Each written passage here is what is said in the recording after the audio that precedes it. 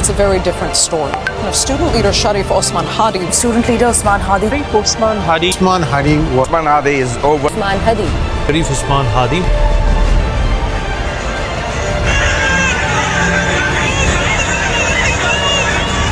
আমাদেরকে গুলি করার আগ পর্যন্ত কোনো কিছুটা আমাদের গায়ে লাগে না। যতক্ষণ না পর্যন্ত বুকে বা মাথায় গুলি চলবে ততক্ষণ পর্যন্ত আমরা কোনো স্ট্রাগল মনে করি না, এবং এক্সট্রা কোনো সিকিউরিটি লাগবে না।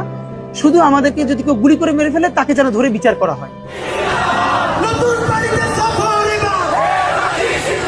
কিছু মানুষ নিজের জন্য বাঁচেন, কিছু মানুষ তার ফ্যামিলির জন্য বাঁচেন, কিছু মানুষ দেশের জন্য বাঁচেন, কিছু মানুষ দেশের মানুষের জন্য বাঁচেন। তার মধ্যে একজন ছিল আমাদের হাদি ভাই। হাদি ভাই কোনো বড় রাজনীতিবিদ ছিলেন না, কখনো কোনো ক্ষমতার চেয়ারেও বসেছিলেন না।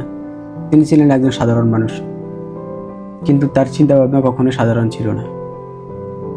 তিনি সবসময় বাংলাদেশের মানুষের জন্য চিন্তা ভাবনা করতেন, লক্ষ কোটি মানুষের জন্য চিন্তা করতেন। যখন অন্যায় দেখছেন, কোথাও দুর্নীতি দেখছেন, তিনি সবসময় আওয়াজ তুলছিলেন। যখন অন্যায়কে সবাই মেনে নিয়েছিলেন, ঠিক তখনই হাদি ভাই আওয়াজ তুলছিলেন, এটা কি ঠিক? মানুষের সাথে, জনগণের সাথে কি এগুলো ঠিক হচ্ছে? এই লোকটাই ওই সময় আওয়াজ তুলছিলেন, কিন্তু আমরা কখনোই তাকে চিনতে পারিনি।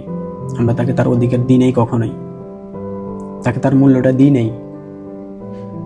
বাংলাদেশের সাধারণ মানুষের অন্যায়, অবিচার এগুলো দেখে তিনি কখনো চুপ থাকতে পারেননি, যার জন্য তিনি আওয়াজ তুলেছিলেন। একাই লক্ষ কোটি মানুষের জন্য আওয়াজ তুলছিলেন।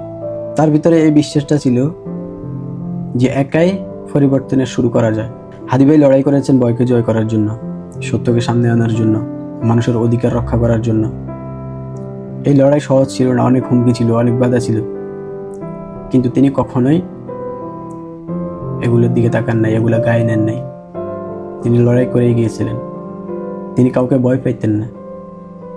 তিনি আমাদেরকে শিক্ষা দিয়ে গেছেন, বেশি দিন বেঁচে থাকা দরকার নেই, অল্প কিছু দিন বেঁচে থাকো, বুকে সাহস নিয়ে বেঁচে থাকো।